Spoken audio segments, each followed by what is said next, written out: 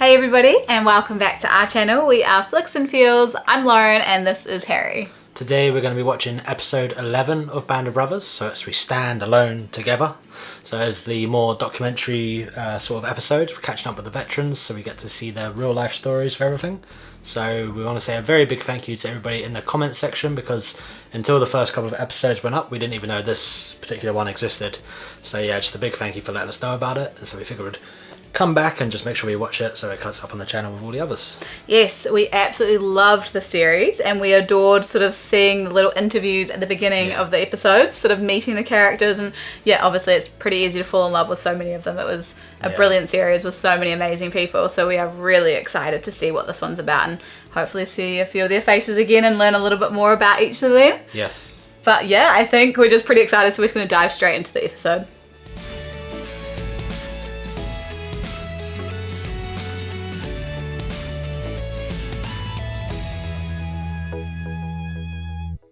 All I remember is a tremendous blast and a flash.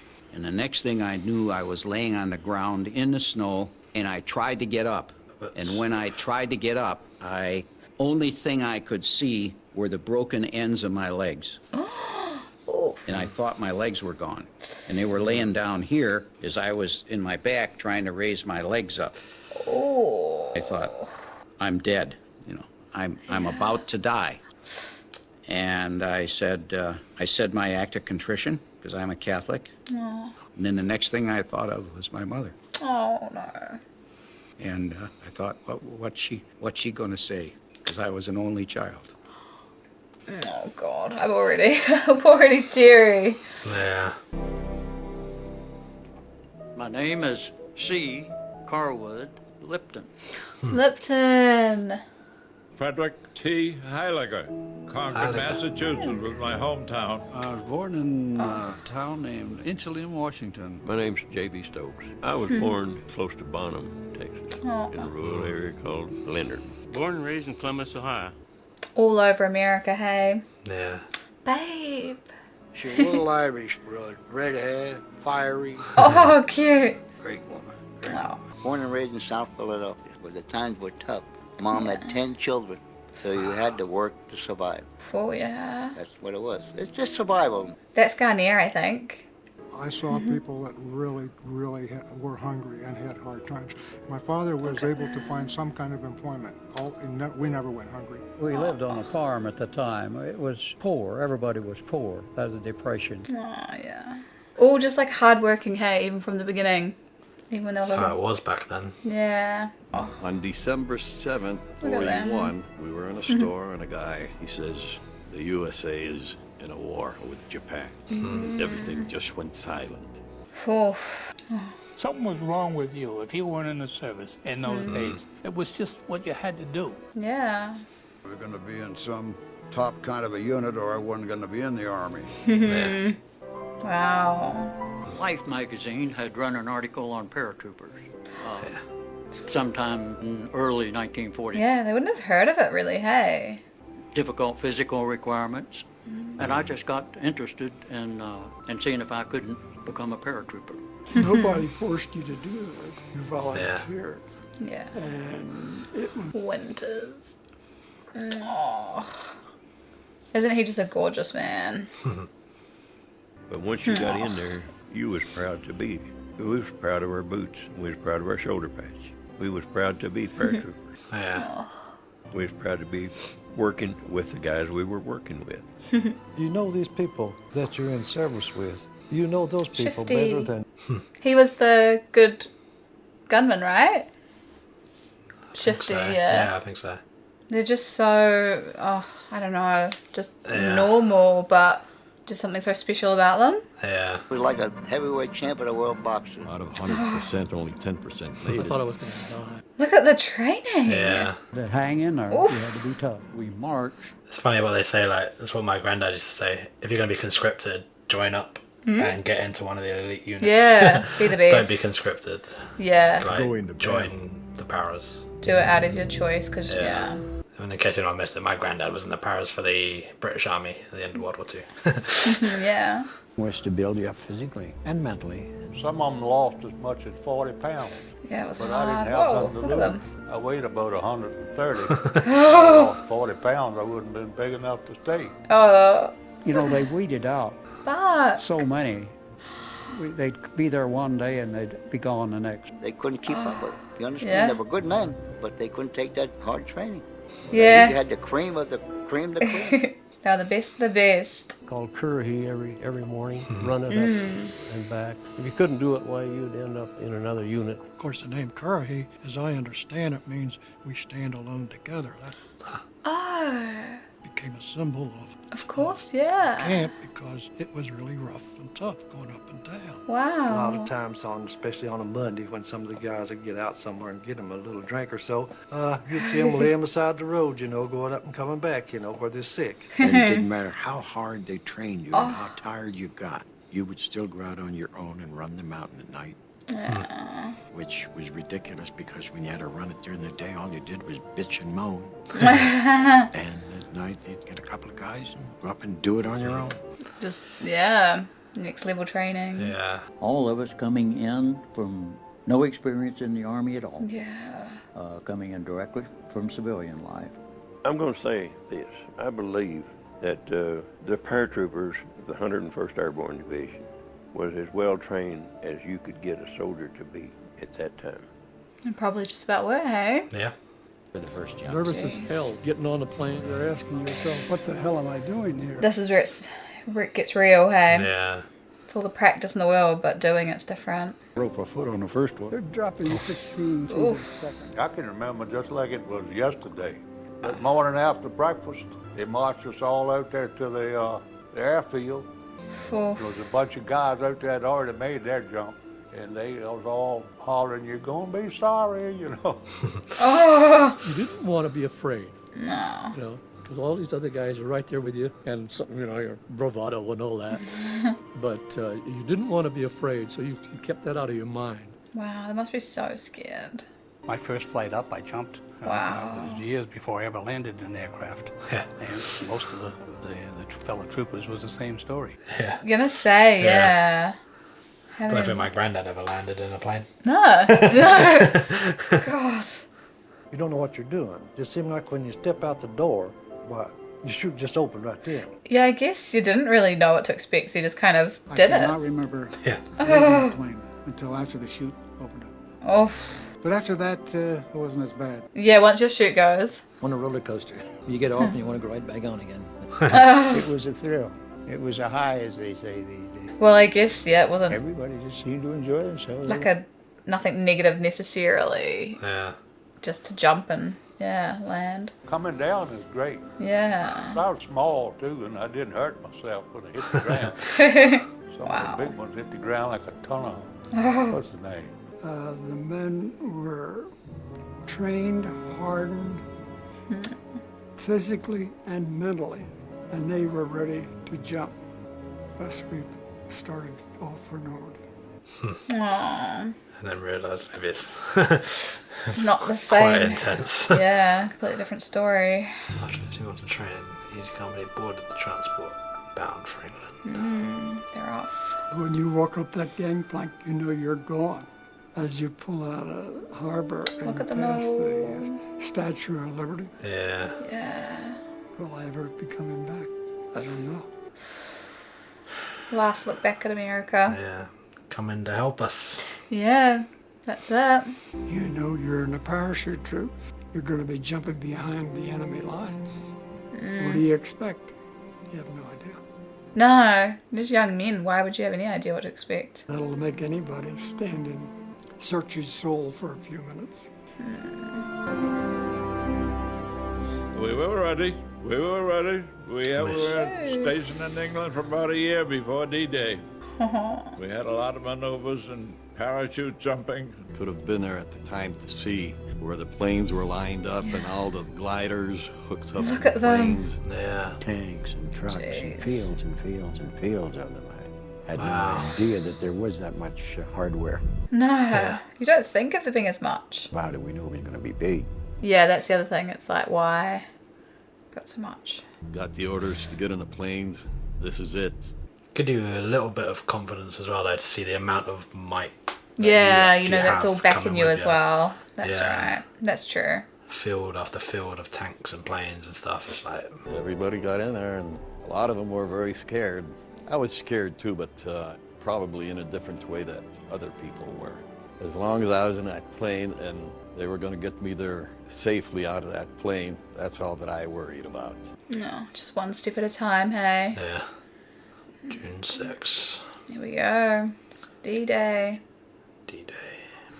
At the time, I had no feeling whatsoever. Like I said, my feelings was for my brother who was killed.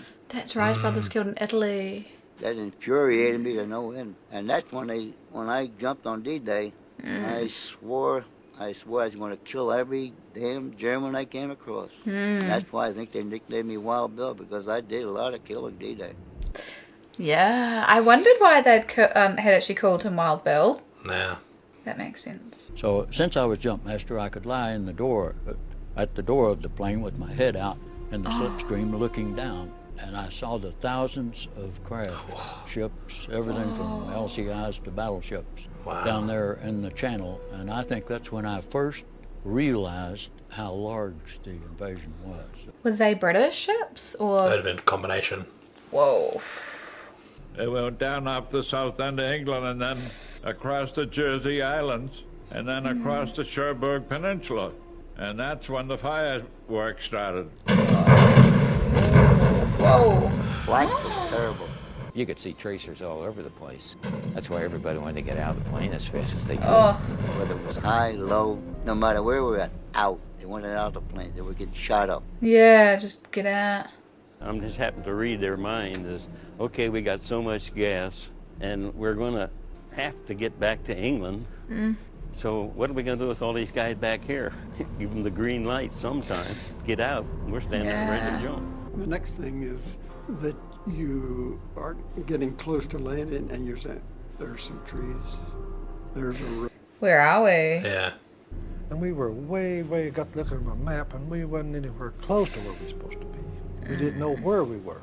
We had to make our way back. We knew that the beach was to the east of where we were, so we headed that way to get down to the beach to find out where the outfit was. And we were running into Germans everywhere, but we had to hide. God, yeah. You're so vulnerable at that first bit, hey? Yeah. Like they're already planted and ready. And there I was with a trench knife and a canteen and about 6 candy bars in my pocket, ready to fight that German army, you know. 4 guys that were with me on D-Day who did have nothing but a jump knife when they landed. It's crazy. Later on, we run across somebody who had been killed, and you take his weapon, and that's how you get a weapon for D-Day, rather haphazard. Those people coming in on those boats, Oh. those Germans had those big guns aimed right Yeah, at they them, just you know, and just waiting on knew them. where they were. They're tough. Yeah, they're tough.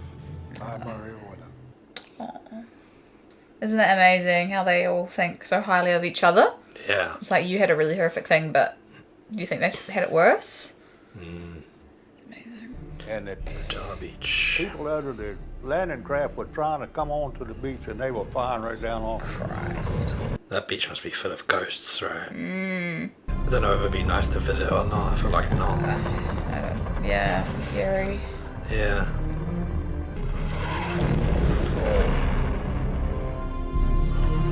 Breakwater Manor. Okay. It's crazy seeing the places now. Yeah.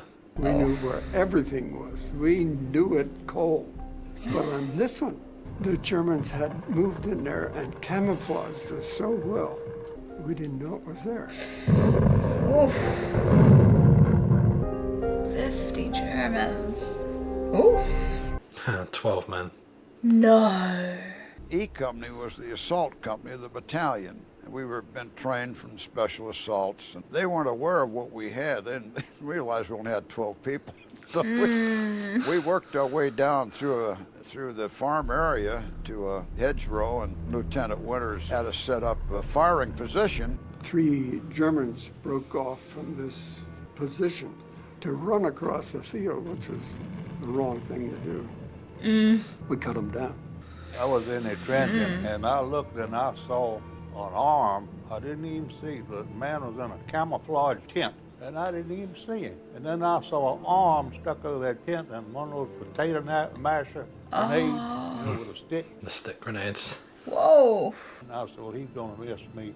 And that thing fell right down in that trench. Oh. And I was trying to scuttle my way out of the way of it, and it went off. And I felt like it blowed my butt over my head. It pretty near did. Go. He's behind the enemy line on D-Day. Does he holler help? No. He hollers, I'm sorry, Lieutenant. I'm sorry. I goofed. I felt like I kind of let him down, but, you know, that's neither here nor there. Bless him. It's beautiful when you think of a guy who is that dedicated to his company, to his buddies, that he apologizes for getting hit. But that's the kind of guy he was. And that's the kind of each one of them. They were all the same. Yeah. They care so much about each other, hey? Yeah. Yeah. I look upon them. Must create the strongest bonds possible. Yeah, I think. definitely, hey? Yeah. Each one of them proved himself that he could do the job. Yeah. I feel like with Winters, he's like lovely, but he's got like a steel in his eyes, right? A little bit better job. There would have been a couple more men going home. That's hard. Oh, jumped with 139, only 74 made it back. It's nearly half. That's a big loss at the beginning. Wow. I thought I was going to get killed instantly. Chances of survival is very, very slim. Extremely slim. As the parachute, we got that done in Edinburgh, Scotland, 1944. Oh. Me and Johnny Martin. Oh. Drunk as a skunk. Yeah. Decided we'd go to Scotland and get a tattoo. We didn't figure we had a chance to come home. Oh. Oh. But, yeah, we thought, well, hell, the war's just starting, and Christ, we're 50% gone now. Yeah. So Yeah. it's a long haul. Oh.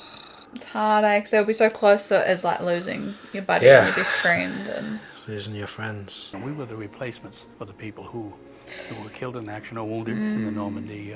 The drop was perfect. It was a mass drop. Everybody was dropping on the same field. Daytime drop's a lot easier. Look at that. Wow.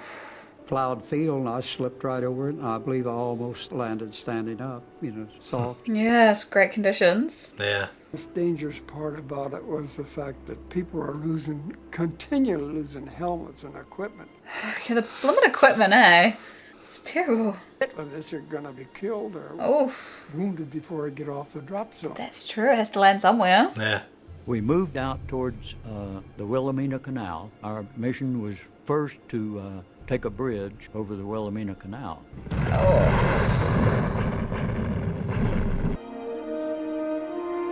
They were 4 years under the occupation. Wow. Yep.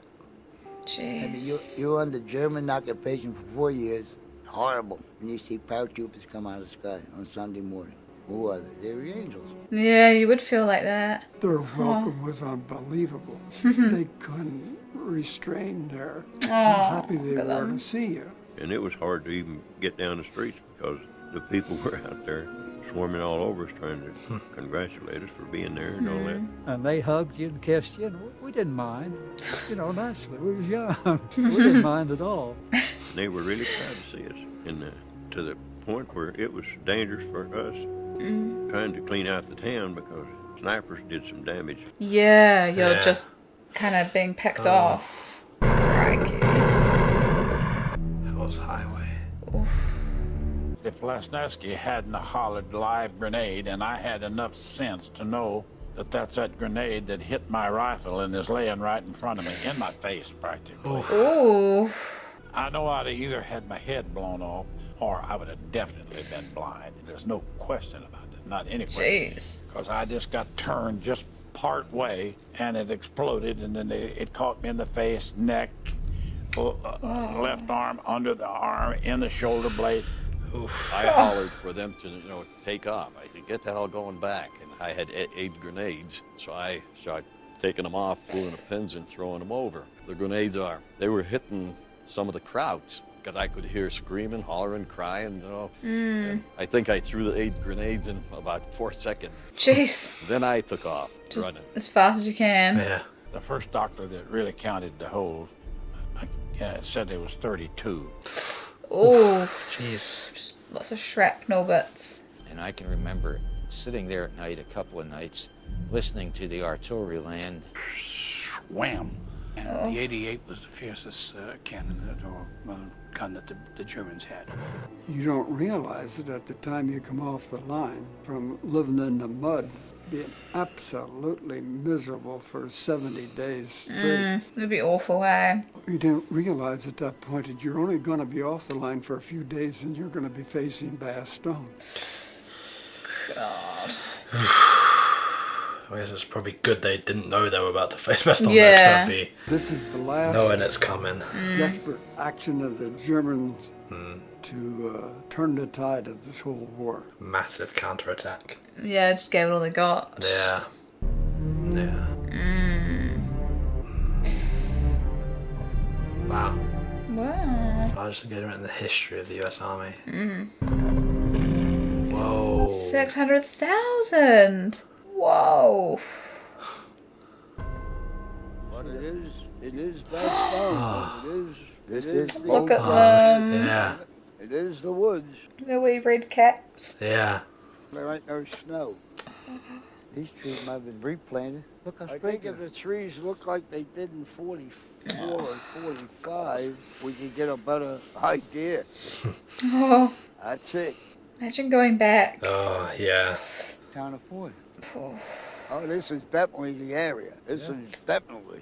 Well, there's the town of Ford, right over there, after the empty field where those cattle are grazing. About a half a mile away. Yeah, we had an outpost set up, looking right into the town of Ford, and they had to watch everything going on. Because we'd come in here and go to sleep. We had our foxholes right over here, and the other area, wherever we had to move out and dig in again, of course the Krauts had plenty of artillery. Most intense I went through right here. Shelling. Yeah. Most intense in the world. Couldn't believe it. You had to be here.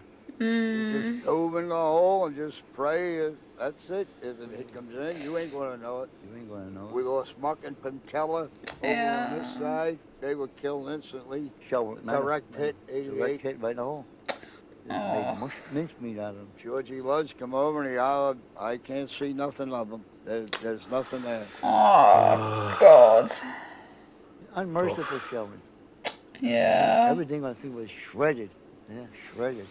It's ridiculous, isn't it? It looks so beautiful and stuff now. Yeah. And it's 80 years ago, The it was lives lost, yeah. hell. To me, it brings a lot of memories. Memories of the men, the times, good and bad. A lot of memories. Yeah. I feel like that was where he lost his leg, wasn't it? Yeah, he got hit trying to save his friend. Most miserable place I've ever been in my life. Even today. A real cold night, we go to bed and my wife will tell you that the first thing I'll say is I'm glad I'm not in Bastogne. 318 trucks come in around noontime, and by that evening, everybody was loaded and moving out. We were short of equipment. They had nothing, eh? Yeah. That's we right. didn't have enough warm clothes, but we had confidence that our higher military authorities would get to us whatever we needed. As it worked out, there's some men actually got on the trucks and left for Bastogne and didn't have a rifle. Oh. Good grief. Imagine that, not even going in with a rifle. Yeah. But imagine how brave and impressive you are to do that. Yeah. Some of them, Exactly. even without weapons, without equipment, some of them were terrified. To infantrymen in wartime, the Mother Earth is your best friend. And you always dig a hole and get out of sight, you know. Oh. We dug plenty of those. You must understand, we were surrounded. The Germans were about maybe 100 yards away from us. No matter where you looked around the circle, you could see artillery flashes. So you knew, we knew from that we were surrounded. God, We went through a couple of shellings at Bastogne that were earth-shaking. If you lived through them, you remember them for the rest of your life. And I'm not sure you're the same for the rest of your life after you lived through them. You never forget them. There was one moment there that I remember vividly. I'll never forget it. One of the guys got hit in the arm with a piece of shrapnel, took his arm off. Oh. And they were taking him out. He said, "Get my wristwatch off of my arm." Oh. That always stayed with me. I mean, my calm voice and everything, "Get my wristwatch off of my arm." It was right at dusk, and the Germans had this, this woods of ours zeroed in completely, and as we hit the woods, why this tremendous artillery attack came. Crikey. Look at them How just... quickly they're reloading as well. Yeah, they're just going one after the other. And they started shooting point-blank 88s into our area. Sergeant Garnier lost a leg, and Joe Toy lost a leg in the same place right there on one hill. I remember just this certain instance, I went over to Garnier. He was sitting on the ground. His leg was badly mangled. He was holding his leg, and it was jerking like that. Oh. He said, "Lip, they got old Garnier this time." Oh. He had been hit before, but they really got him there. When a man was wounded, we felt glad for them. We felt happy for them. Mm-hmm. He had a ticket to get out of there, and maybe a ticket to go home. Wow. And when we had a man who was killed, we found that he was at peace. And he looked so peaceful. And we're glad that he found peace. We had this assistant squad leader named Mallet. He says, "I've been through Normandy and went through Holland, and to this day," he says, "I haven't got one scratch." He says, "I'm afraid when I do get it, I'm really going to get it." And he was right. Oh. Little town of Foy, he got killed. That's awful. Lost 15 men. I have the honor to present the Supreme Commander, General Eisenhower.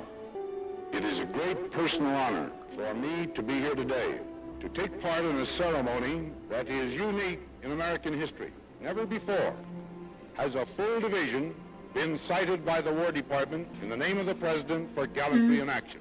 Huh. This day marks the beginning of a new tradition in the American Army. With that tradition, therefore, will always be associated the name of the 101st Airborne Division and of Bastogne. The entire division Yeah. Wow. pushed across the Rhine. Oh. The Germans had started to surrender. They still had their arms. But as you're going down the Autobahn, there was almost a solid line of German troops coming north. Oh. And our job is to get to the end and get to the heart of it. Butcher's Garden, Eagle's Nest. it's the end of the line. It's the retreat that Hitler had for himself. And he built his Eagle's Nest, his penthouse, on top of the Alp to, I'm sure, relax and confer with his staff, because they all followed him to Birch's Garden. This was their final retreat. And of course, this is where they had their loot as well. This was the goal of the French, who were on our right flank. This was the goal of the British, and this is a place to capture. This is the one everybody wanted. Hitler's Berchtesgaden retreat, burned by SS troops in the war's last days. The chalet from which he hoped to rule the world now lies in ruins. American Air Force's pictures show the huge gutted room and the great window through which the Fuhrer... Wow. That view. Yeah. We took Berchtesgaden May the 5th. And no fighting, no shooting. The only thing I seen at Berchtesgaden was a couple dead black uniform SS troopers laying on the road as we were going up. It was a beautiful country. He knew how to pick out a good spot for a house. Yeah. Go. Took over his house and liberated it, you might say. I was a pack rat anyway. I picked up a lot of German items. Some Fair enough. cards and envelopes that were addressed to Hitler. That place was full of this big art, Rembrandt. Wow. Crazy. Soldiers like us, we don't recognize a painting when we see it. No, you're not there looking Should for have taken it. those. Yeah. Would have made a pretty penny. Oh, Look at it. Karen had them all, yeah. 1,200 artwork worth untold millions are included. Treasures will go back to rightful owners Oh. in pillaged nations. Whoa. Wow. Jeez. A warehouse full of gin, Yeah. vodka and stuff like that. The good stuff. We took it all and set up a bar. Oh. 7 truckloads of champagne and cognac. 7 Jeez. truckloads. Oh my God. So we stayed pretty well oiled. It's just they wouldn't believe it after the hell they've been through all that time. And now it's this. I started drinking it one day and I drank it till about midnight that night. I went to the back, went to sleep. I didn't wake up the next day. Oh, yeah, I Made bet. a 2-day out. Didn't taste like it would hurt you. Tastes like ginger ale. Imagine sitting there. Yeah. That when I was in service, that the whole company fell out in their underwear. Yeah. They didn't even have to dress, you know. Everybody was pretty well looped, and so we just fell out in line formation. Enjoying themselves, they're at peace with the world, Aw. have a big, happy, satisfied grin on their face. Yeah. It was a paradise for a soldier to move into. Formally surrendered. There they are. Nobody has ever taken the time to tell you how to handle a surrender. Yeah, true. God. We'll talk about that when we get there. Well, here we are. We got it. Now, how do you handle this? Yeah. Whoa. Zelensky, Austria. Each company helped secure the surrender. 25,000 German troops. Yeah, it's a lot. Whoa. Those prisoners Look at that. come down out of the Alps. They came My down in goodness. formation. They marched down. They didn't drag down, you know, or nothing like that. Whoa. They came down as defeated soldiers. I have a great deal of respect for them as soldiers. They were very good soldiers. But they're still enemy. So they must be controlled as prisoners. Winters is so onto it. It is, hey. Yeah.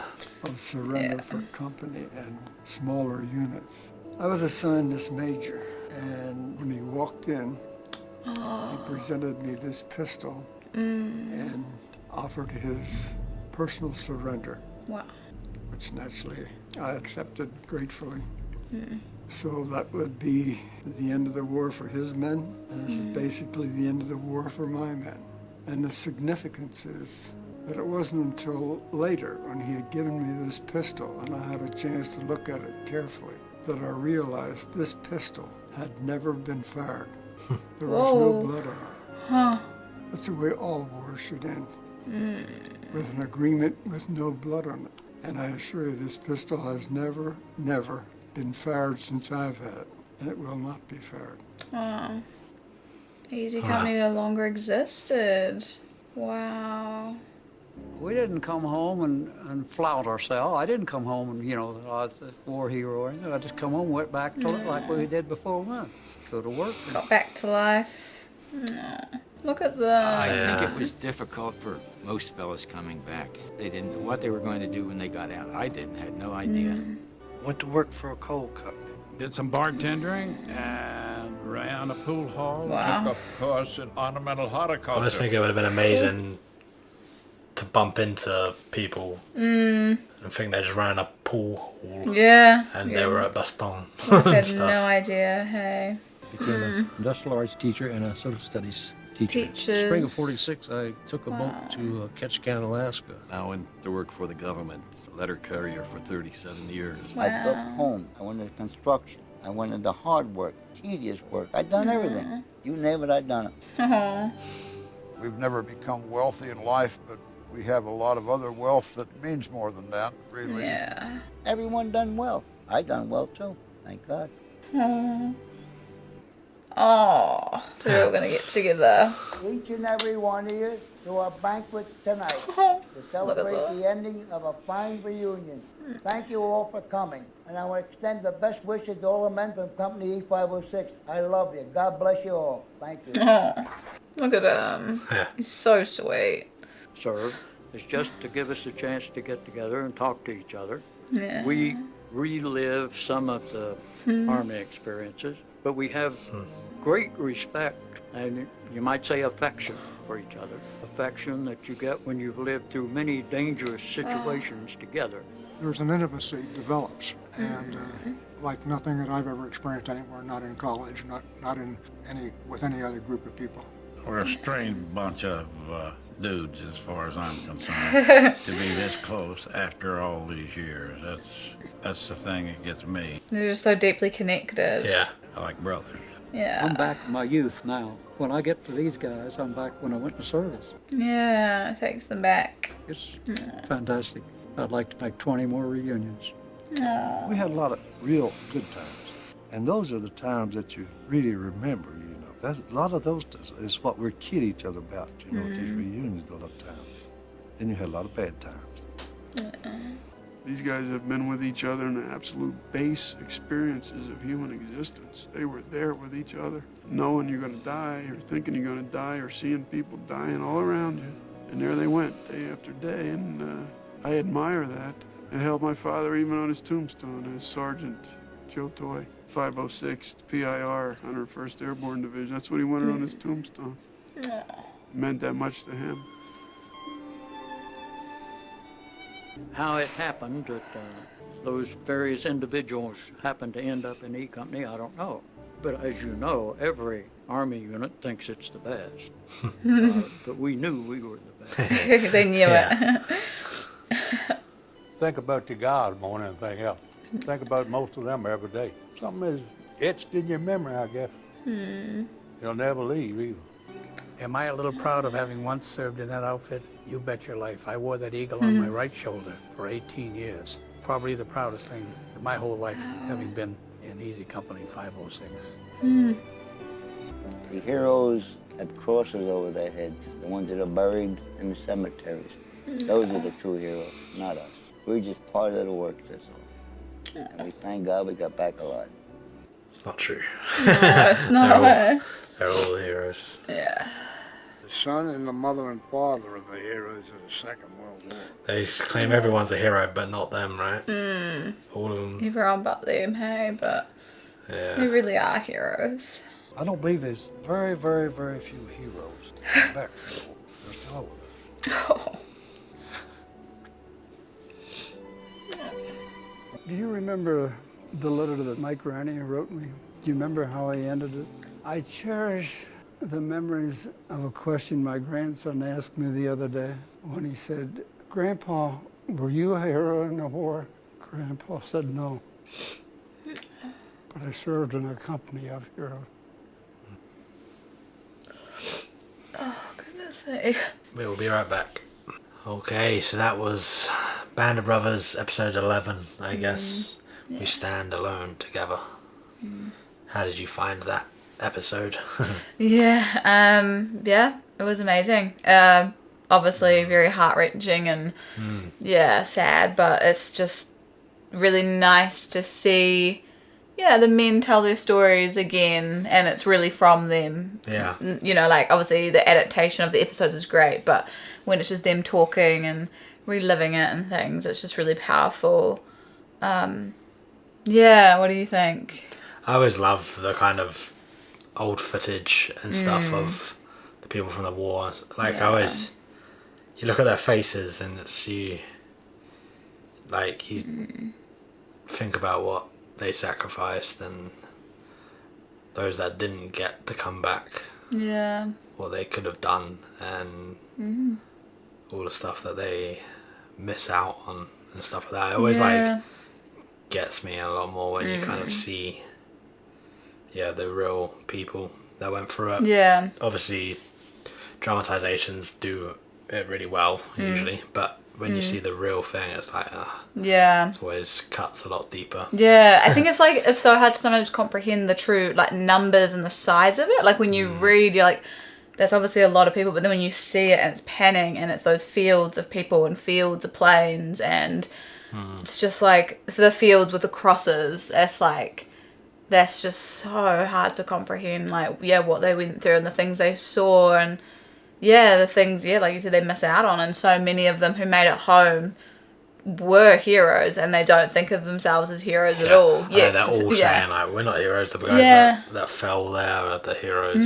And they're just you guys are heroes too. I know, you are, especially the ones who just volunteered because they wanted to be the best and they Yeah. truly believed in fighting for their country. Like, they weren't conscripted in. They were like, I want to do this. I want to be the best. And yeah, it's just so amazing that they're just so humble with Yeah. how they are. And then it's just like, just blows my mind. They just go back and then it's just like, I they're just a know. teacher now A and the letter other carrier. things. And you're like, oh my goodness, the things you saw, and you've just put it away and you've just continued to be like an active member of society. Like, you haven't been broken by these like horrific things you've seen and experienced. And it's just like, just how tough that generation is and stoic. And it's just so amazing. And it's like you said during it, it's so sad because it's like now the time we are, it's like so many of them would have passed away now because we're so much further past the war. Now, Yeah, there's very few. I don't know if there is any really.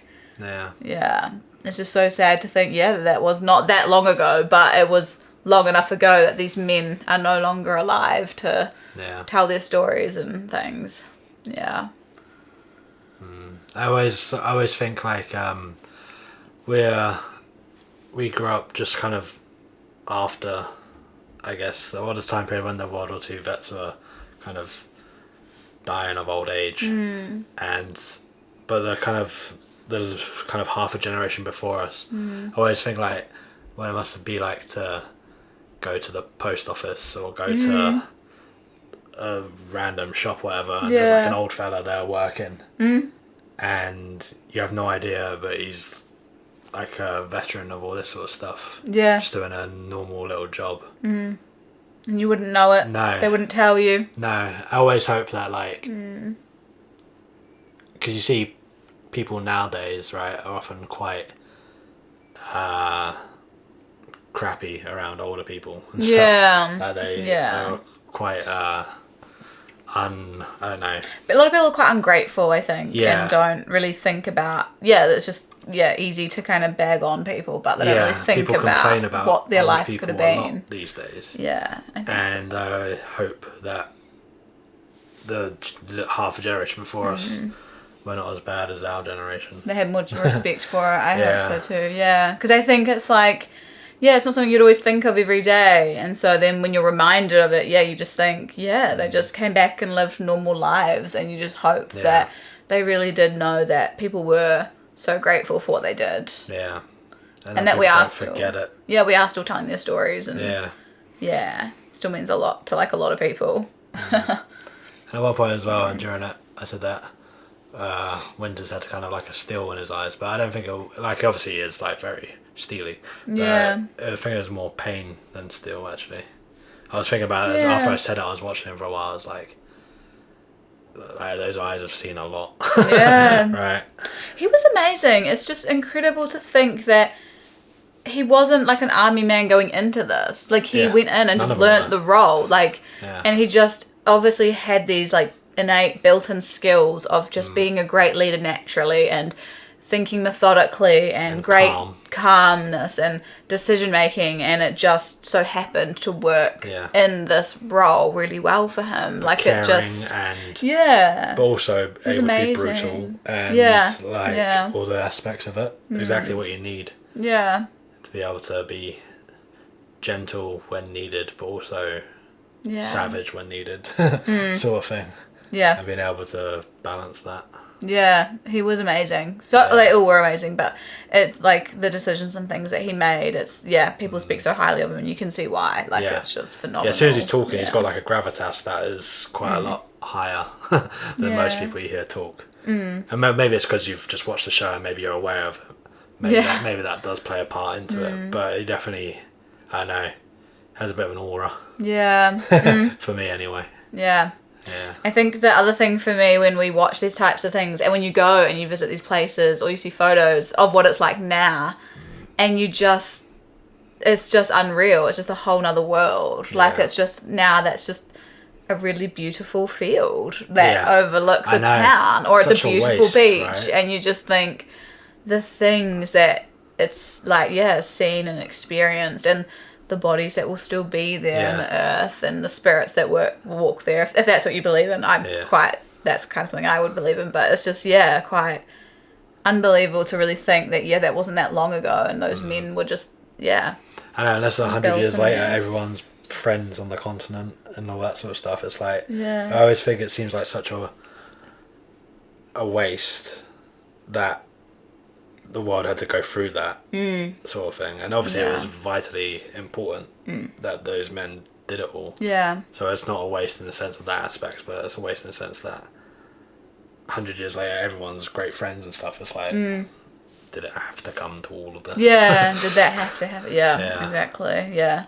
Just a whole nother world to think about, so. Yeah, and always when I see the old sort of fellas, I always have to bite my lips and stuff, like, to stop myself getting too like sad and stuff, because I always translate it into seeing, like, I wish I'd asked my granddad and my great granddad more questions about it all and stuff like that. Yeah. But I was younger, I guess, when they passed, but still. Yeah, I guess, so many people have a connection to it, hey? So, yeah. It was a beautiful wee documentary. It was, really well done, and just a really nice mix of, sad moments and happy moments, and seeing the photos, but seeing the men talking, and that was beautiful. It's a really nice way to wrap up the series. So, and so again, thank you for suggesting it in the comments of the earlier episodes, because we didn't realise that this was part of it, did we? So we would have missed it entirely if you hadn't have let us know about it. So thank you for that. Yeah, and hopefully you enjoyed watching that along with us. Yeah. And let us know down below if you've got any thoughts on that. But thank you very much for being here, and we will see you in the next movie. Yeah, all good. Thank you for being here. See you then. Bye-bye.